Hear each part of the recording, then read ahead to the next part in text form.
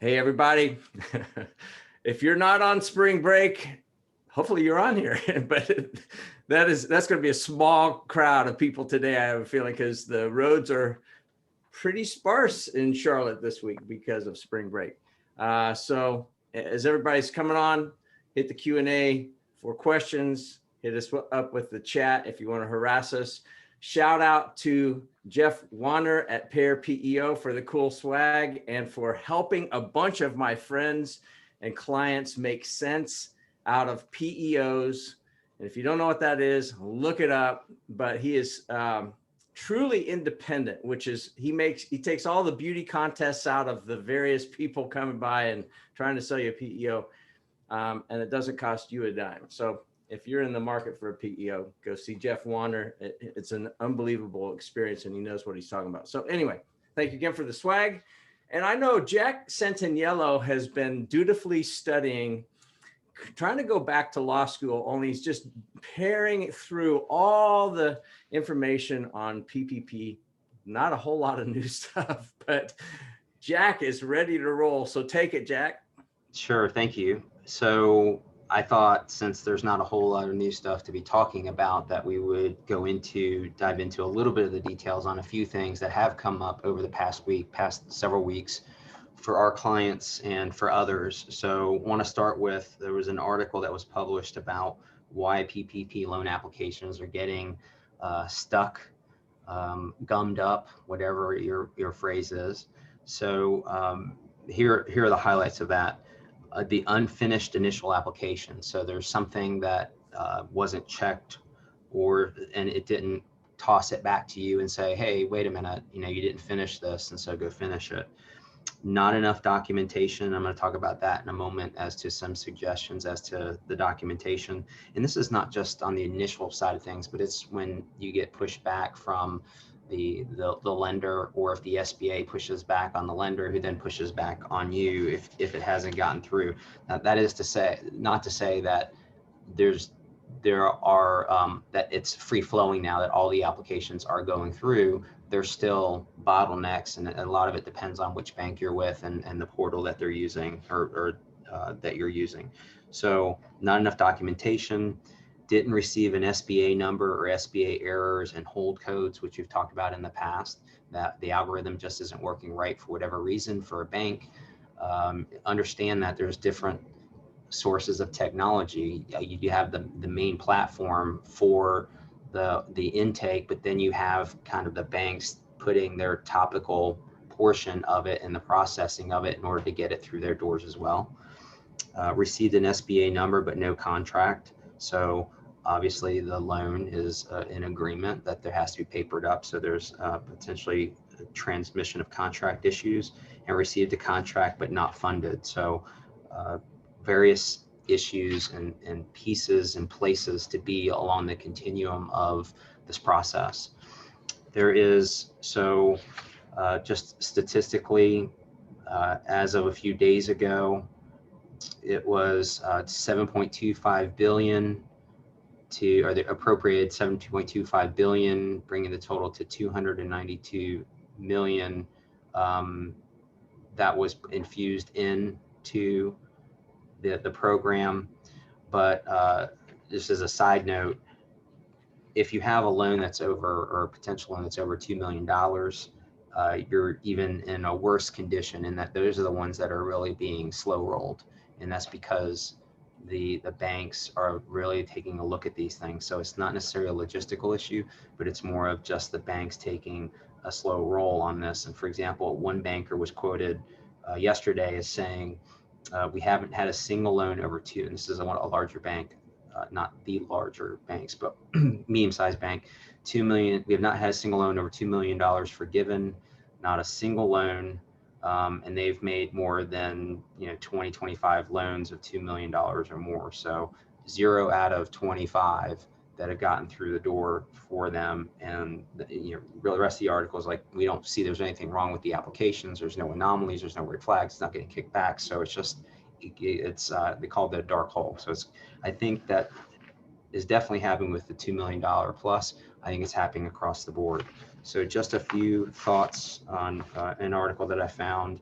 for documentation. So they talk about, for payroll expenses, provide the third-party service, payroll service provider reports, tax forms, show the mortgage interest, show utilities, basically all the things, copy the current lease agreement. I have had some, at least one client that the lease agreement was entered into maybe 20 years ago. As you might expect, there was, they weren't the original tenants, they took over. And so you have, in this case, it was 4 amendments. They had amendments 3 and 4, but couldn't find 1 and 2. And so they had to go digging for it, even though 3 and 4 mentioned 1 and 2. So there's obviously a chain, but it just, they wanted the details to see if there wasn't something in play that was amended in number 2 that wasn't mentioned in number 4. So that to me is an anomaly. I haven't seen that happen very often, that they're so intrusive. So just also be mindful of the deadlines, be mindful of what you stated as the coverage period, and making sure that you're comparing the same period to period when you're doing that in the application process. And because we're in the forgiveness phase for a lot of you, that they're going back and looking what you applied for, and they're finding anomalies in the application in order to grant the forgiveness. So there's the whole laundry list of things, but just again, to be mindful. There is 2 other things. One thing I heard on the news this morning is that, again, the scammers are out there, in particular with PPP, but also it's gone into helping you find appointments for COVID shots. So this has nothing to do with PPP. It's more of a public service announcement. But someone got on television this morning, admitted that they were a designer of websites, and basically said, I got scammed because I signed up on a fake website because I was looking for help. So, if sometimes you can be your own worst enemy when you're dealing with something in your own industry, but it's just be aware of that. There's still cases of scams within the PPP system, and people just sound legit, they look legit, they provide pieces of information. So for example, you got an email from, and this actually happened to me a couple weeks ago, an email on my phone, Bank of America. And so I got to my computer, I looked at, I did move the mouse over the link. It looks sort of official, but I couldn't tell. It mostly did. I sent it to my IT people, and they said, no, this is definitely a scam, because they could go behind the scenes and look at the coding and everything else and show that it didn't originate there. So again, be careful with that kind of stuff. So that's my quick update on PPP and other stuff. Awesome. Well, if we want to really spin up Adam, we could talk about North Carolina. Thanks, Gary. I appreciate that. I did hear back from Joe Bost, because I was like, hey, what is going on with this legislation and this bill that you were talking about last week? And he said, yeah, they haven't proposed it yet. They're too busy doing other things, evidently. They must be, slathering on suntan lotion down in South Beach. I don't know. But he said, supposedly it's supposed to be filed this week. So I figured I'd just throw that in the mix. Well, since you threw me some dog meat, there was some talk about election integrity instead of small business help. That seemed to preoccupy some time. But anyway, yeah, so we're hopeful that something passes in North Carolina. It is nice to see that they actually are introducing a bill. I did, to confirm what Gary said about spring break. I sent a slightly less terse email to the bill sponsor in the House and the bill's sponsor in the Senate, because they basically, the genesis behind this thing, they passed a bill in the Senate, I believe, back in February, and then the House adopted the exact same bill for the House. So in theory, there shouldn't be amendments to this thing. The nice thing is, unlike Virginia and some of our other surrounding states, this is full forgiveness in this bill. It's not like first $100,000 or anything like that, like some of the other states have done. It's full use of the expenses. So I'm optimistic they do something. All that said, the legislative aide got back to me and said, "Oh, we thank you so much for your support. We'll let you know if there's anything else that we can do." And your guy's on vacation. Like, okay. There you go. Last time I checked, there's a payment due next week for all these people. I sure would like to know something. All the other two things that came up this last week, besides my quarantine, is yeah. Yeah, you're supposed to be in Captiva this week. That just is so sad to me. Yeah, that's a negative Ghost Rider. And this is got exposed to coronavirus on the way to get my first vaccine. How ironic is that? So anywho,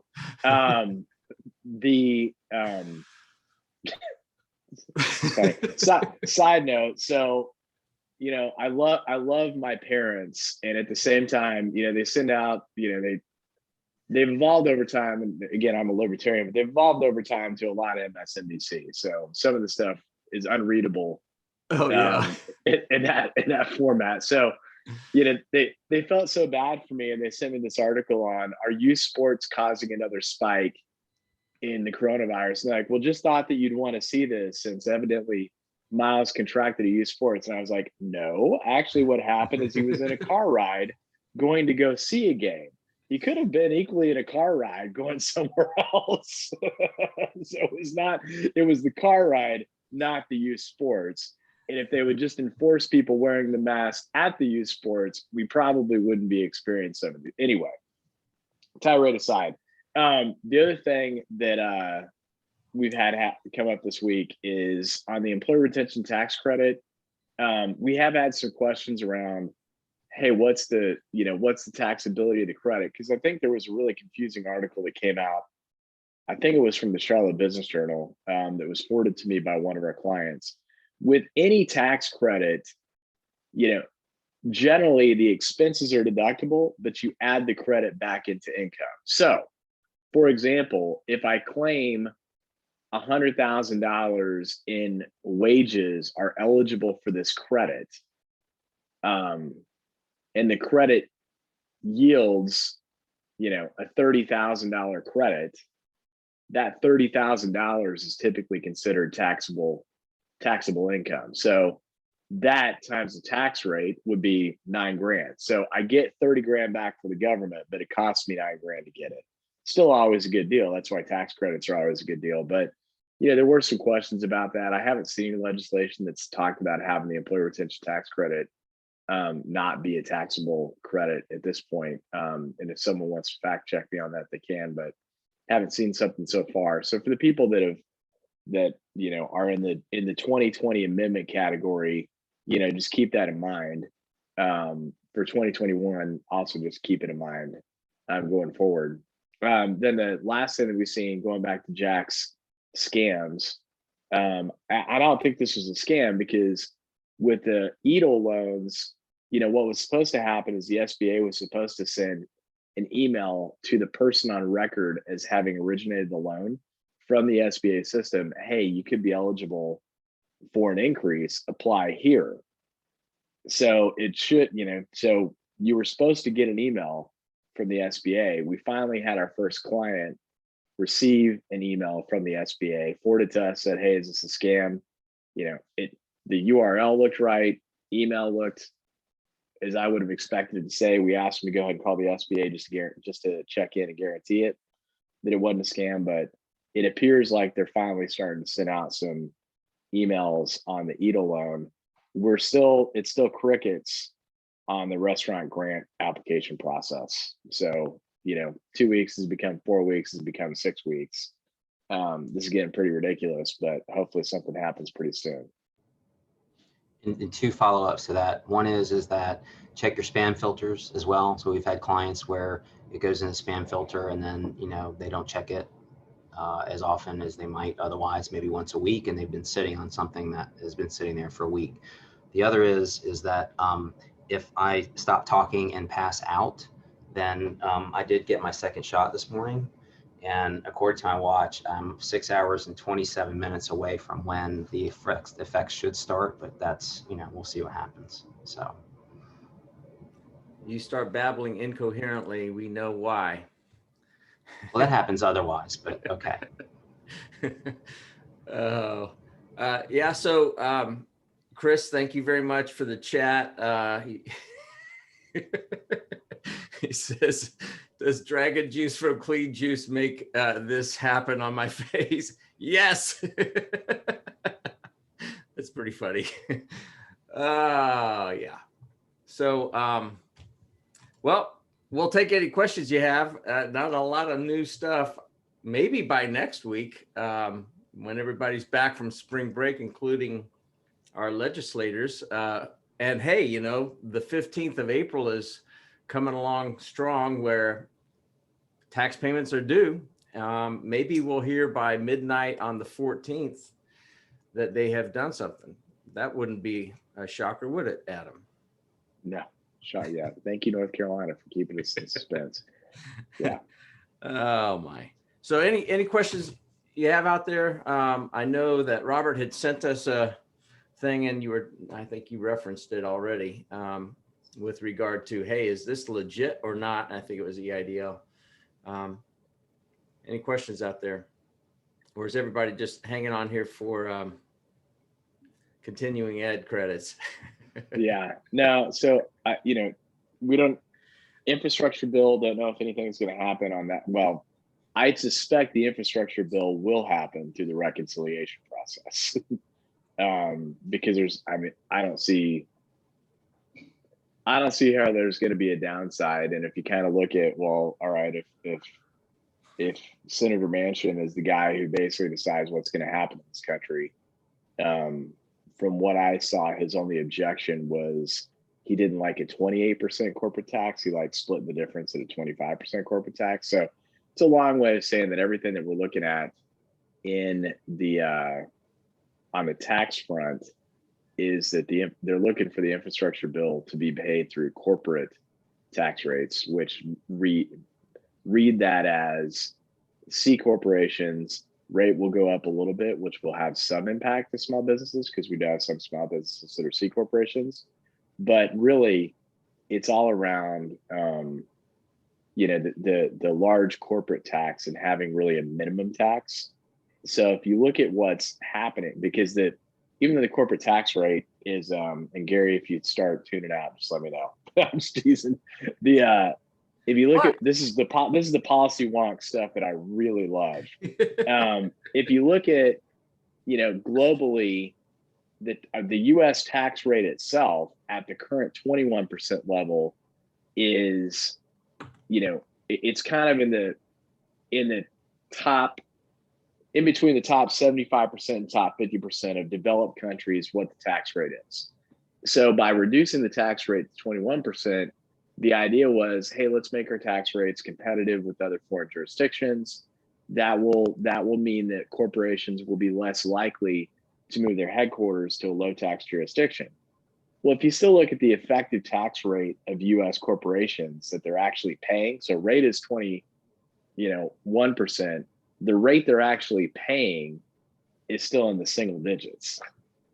So basically the argument, and I can kind of see Gary's going to start calling me a liberal, not a libertarian here in a second, but kind of the argument behind that is, well, all these other jurisdictions are in a race to the bottom, because if the effective rate that people are paying and the corporations are paying in the U.S. is 8%, then this is just crazy that people are moving offshore, like they've moved offshore to get a lower rate than the 8% that they're paying, which is just pretty darn low. And if you kind of break down U.S. tax receipts between corporations and individual taxpayers, we are skewed more to the individual relative to like Germany, some other European countries that are more on the corporate collection side. So if you look at what's also happening in addition to this infrastructure bill, it hadn't got a lot of press, but part of what the Biden administration wants to do, how you get everybody to agree on this, I have no idea, but they're starting the process. They'd like to, very similar to how there are global standards and accounting rules. The US hasn't adopted them, but they've adopted parts of them. They're trying to get more consensus on a global minimum tax rate. So Janet Yellen's been out there, pitching the idea of, hey, let's stop this madness of the race to the bottom and have the developed countries implement at least some, minimum baseline to where I'm not competing like like Germany's not competing or Ireland's not competing with the US to get a US company to domicile there by having a race to the bottom. Instead, let's just both agree that, look, whatever the rate is, 15%, 20%, 25%, doesn't really matter. Let's just both agree that that's an acceptable minimum global comprehensive income rate to pay, whether they're in Ireland or whether they're in US or not. Doesn't really matter. But that's kind of the premise behind the tax rate. Also, given that, it's like, look, I mean, again, Gary's going to call me a liberal instead of libertarian, but if you just look at the Eisenhower interstate system, liberal, what's driving down it? A bunch of freaking trucks. What are the trucks moving? Trucks are moving global commerce. You update infrastructure. Why is that? So I can buy more crap online. So, corporations could say, oh, it's so unfair. You're just trying to get me to pay for all this infrastructure. Well, you're also going to be a big beneficiary of it too. So and they're going to pass it right on to the consumer. That's what they do. Well, in theory, they also have record corporate profits right now in the middle of a global pandemic. So, it could be that. So either way, don't you think they're going to pass it on, though, Gary? Either way, we're going to pay. Absolutely. Absolutely. It's either directly through a tax rate or indirectly through a price increase. Pick your poison. At least indirectly through a price increase, I have a choice. Yeah. I could always not buy something. So, anywho, that's what's going on the infrastructure side when you talk about all these tax rate increases. They really are targeted towards large corporations and truly implementing the concept of a global minimum tax. That was actually pretty interesting.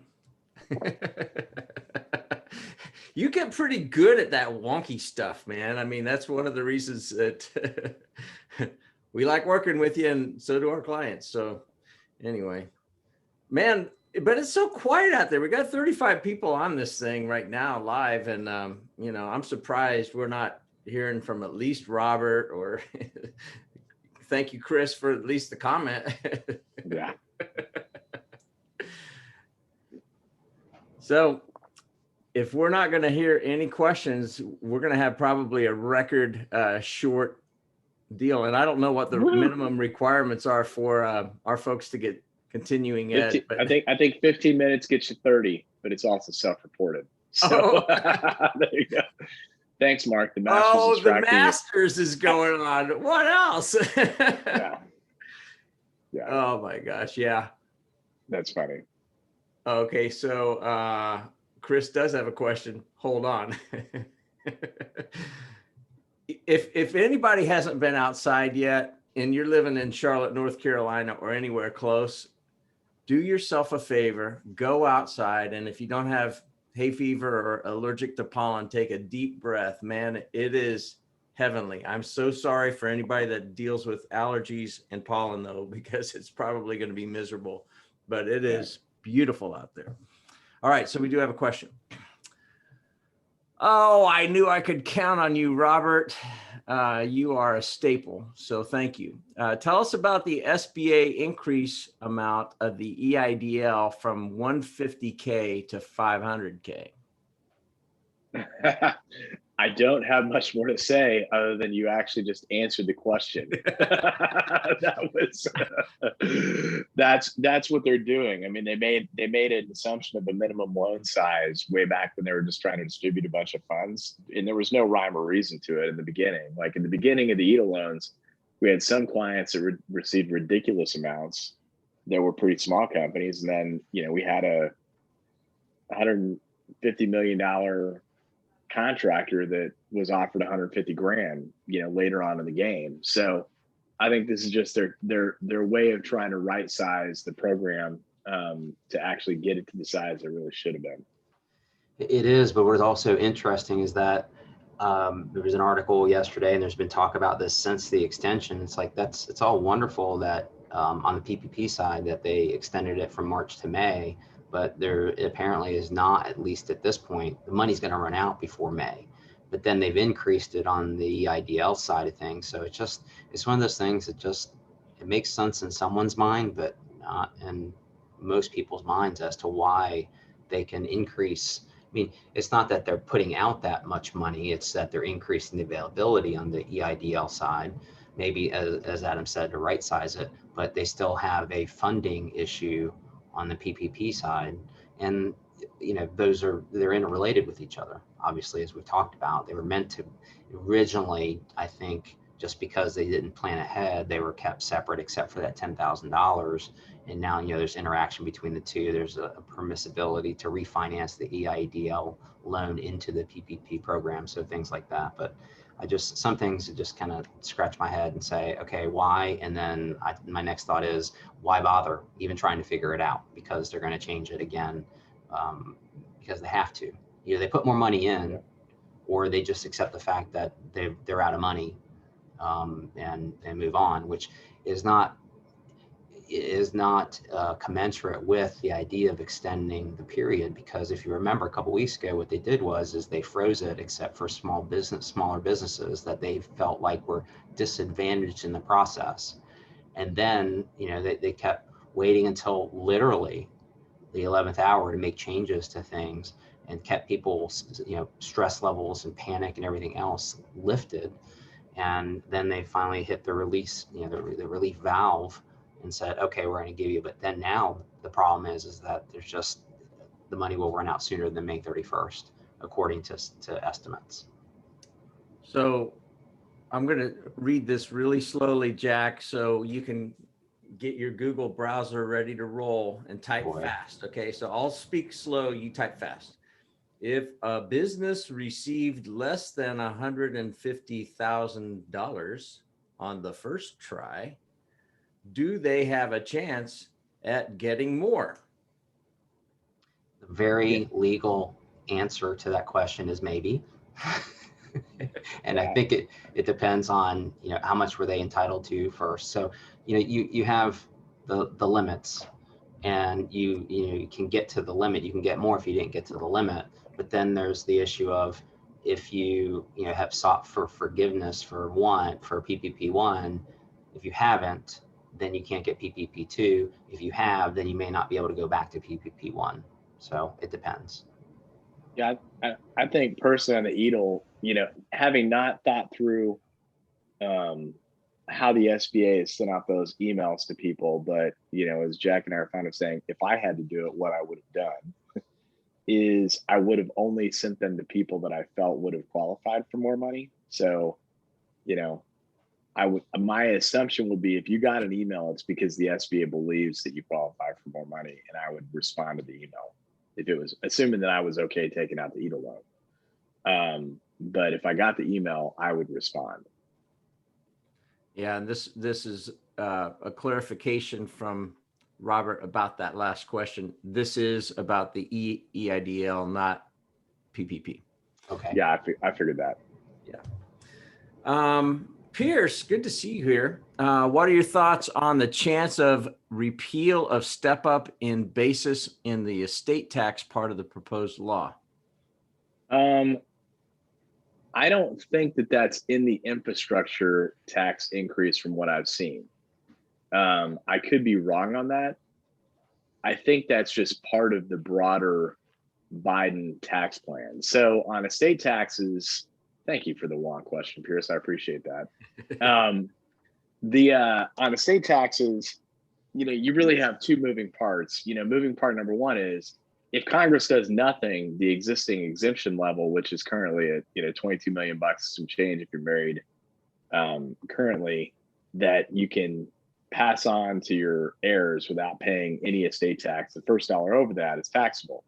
Well, that reverts back to the original limits before it was passed, I believe in 2025, which is half that number. So If they don't do anything, by default, that's going to happen. But what they talked about doing, in addition to lowering the bar back, is that, you know, if I die and Jack's my kid, and I own, you know, $100 worth of Apple stock, $100 in today's value, but my basis in it was only $1 because I bought it years ago. Then when I die, Jack gets it. His basis in it is $100. So if Jack sells it the next day for $100, Jack pays no tax. Whereas if I sold it the day before my death, I would have had $99 in gain at the associated rate. So what they're trying to do is just to say, look, you know, that money was never taxed, and that's not cool. Like and in fact, it is a double benefit, because, you know, benefit A is you're getting money without being taxed on it, period. Benefit B is you're getting money that's never subject to capital gains tax. I don't know where I sit philosophically on that one, frankly, because I am in the hey, there shouldn't, you know, you shouldn't force estates into a liquidity crisis. But at the same time, I can see the case for, we're already getting out of one tax. Is it really fair to get out of two? I don't know. It's a good question. For greater minds than myself. But I would see that. I mean, I would see that happening, Pierce, because again, if I'm just reading the tea leaves, you know, in terms of like the battle cries, you know, there's already enough messaging problems out there anyway that, you know, advocating for dead rich people. I just, you know, I'm not losing an election over dead rich people, frankly. So I could see them giving ground on estate tax, Republicans specifically, because Republicans would be the ones that would advocate for keeping the existing structure in place. I would see them giving ground on this subject in exchange for, you know, not having massive movement on rates, because that's really where Republicans tend to focus, is not on loopholes, not on deductions. You know, what they do to balance everything out is they go, Jack, I just gave you 2% rate reduction, but I took away a bunch of other stuff. To where you end up paying the same tax effectively. So I would see him arguing to keep the rates intact, but giving up on this one, frankly. So I would plan on the fact that it's probably kept, you know, whether it comes, you know, 2 years from now, who knows? That's probably more likely than next year. So if you're going to die, plan it well. I guess that's all I can say about that. The key is planning as much as you can.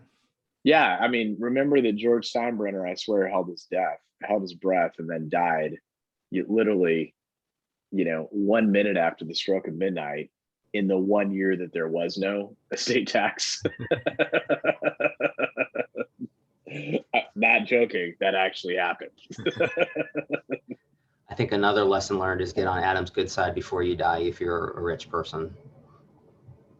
Yeah, I'm not going to sugarcoat. I've got no problem with aggressive estate planning.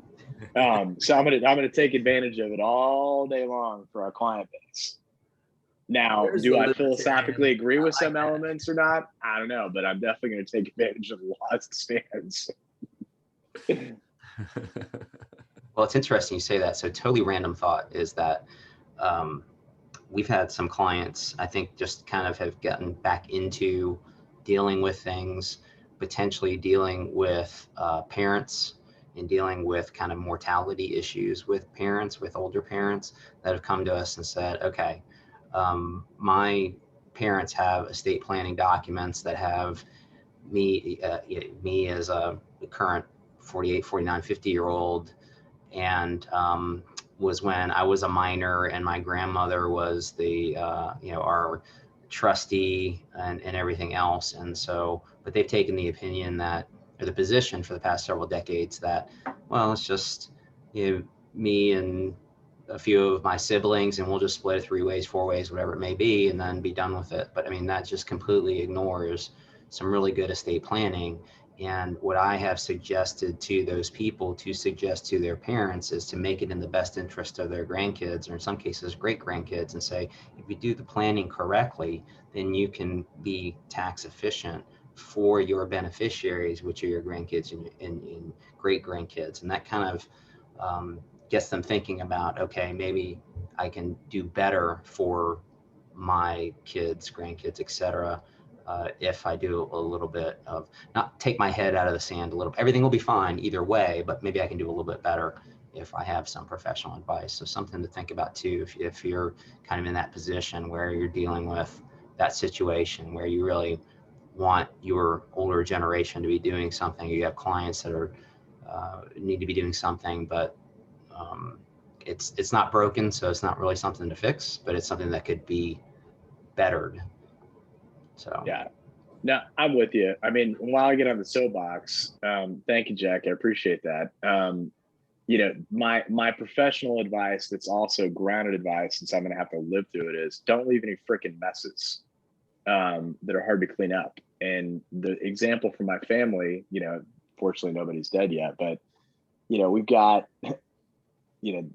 there's a piece of property that sits between my uncle's house and my dad's house in Oklahoma.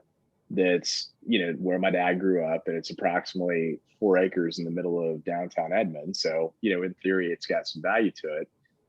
It's owned by my dad and my uncle. And I said, well, why don't you guys, one of you two of you buy each other out of that land? Like, oh, we just, we do that, It's like, well, let's just look at what happens if you die.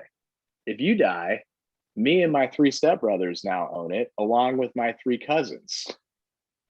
That's a fabulous solution for us to all have to figure out an answer to, with no guiding principle on how do we even decide what it's worth and how to sell it. Thanks for that. Could you not take like 2 seconds to figure out, hey, look, if I die, let's just equalize it. You take it, or otherwise I take it, or here's a check for 20 grand. I mean, geez, oh, Pete's. Yeah. Versus having, 7 people own it, and all their spouses too. Yeah. Yeah. That's a mess. Yeah.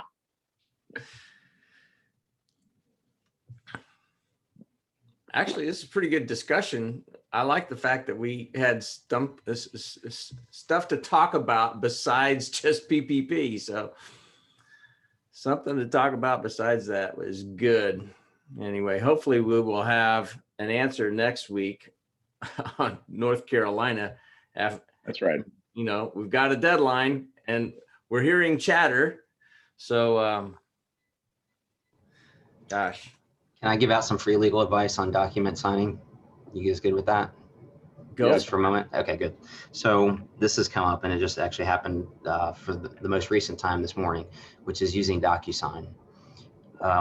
A lot of agreements, when you get to the signature page and your mind is numbed from looking through everything else, the signature line says this agreement is effective as of it has maybe an effective date on the front page, but then it says it's effective as of when everyone signs.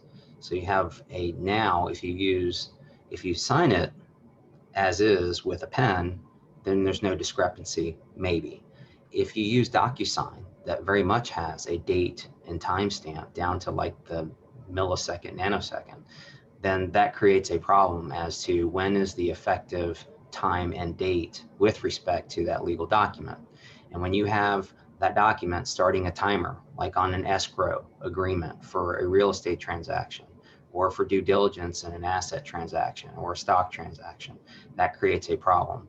And the reason why I mentioned that is because we have clients and we've offered it, and it's just because of the past year with COVID and not wanting to go into someone's office to sign documents, or, okay, hey, this sounds pretty convenient, send me something, and people can push a button on their phone and execute a document. They're like, oh, that's cool.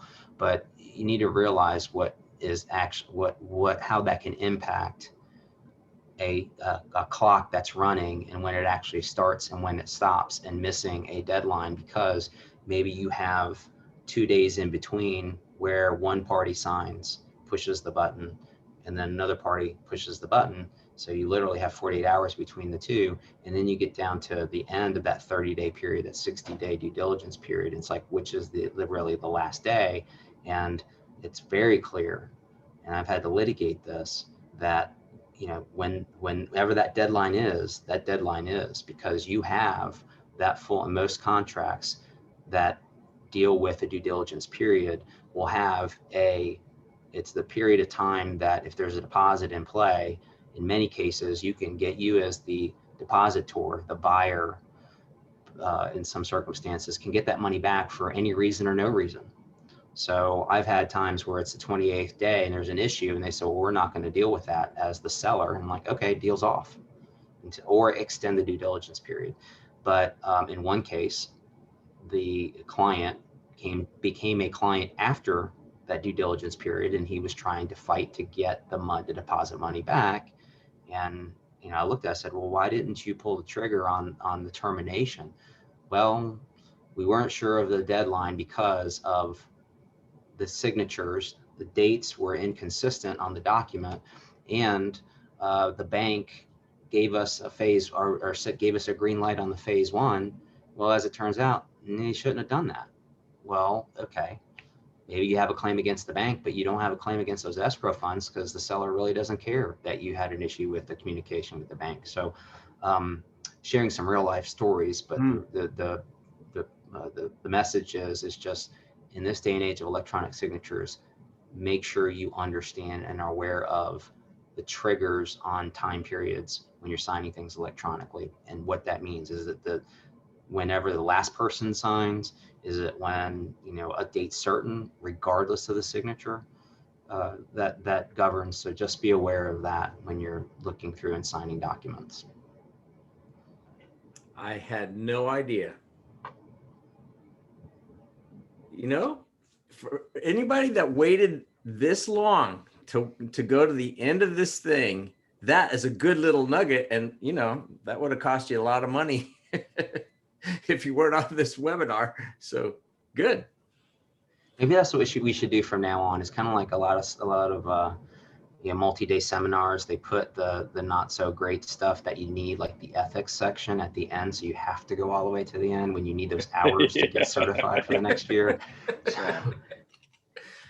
Yeah, well, that's not a bad idea. I mean, you've kind of done it with Starbucks cards and stuff like that, with interesting trivia at the end. So yeah, I'm sorry, I don't have any. I'm working at the office and my little calendar's at home, so I don't have any dad jokes today. Oh gosh, I'm catching heat on this. What's with the scruff? Forget how to shave. Yeah, my neck is clean. Yeah, I did this actually because I was trying to quickly grow as much as I could to try to impersonate Adam last week for April Fool's. Too much gray, but the funny thing is my wife kind of likes it, so I'm like, okay, if you like old gray old man, fine. Anyway, anything else out there, anybody? You know why she really likes it? It's because when you shave it off, you're going to look like 10 years younger for a little while until she gets back used to it. There you go. Yeah, I don't know how long I'm going to keep doing this, but whatever. All right, well, if anybody came on here late, here's the deal. We'll be on the BGW CPA YouTube channel this afternoon. So if you missed the front end of this, we did have some good questions on the front as well. So thank you, everybody. Really appreciate you guys taking the time to join us. Thank you, Adam and Jack, and thank you especially, Adam, on your vacation week doing this. So sure. That's been great. Quarantine. we could do a webinar every day while you're in quarantine. Yeah, why not? What else am I doing? Yeah. All right. Well, thank you, everybody. I hope you have a wonderful rest of the week, get out there and enjoy the sunshine before it starts raining, I think Saturday. Anyway, appreciate y'all. Bye-bye. Thank you. See you Bye. guys.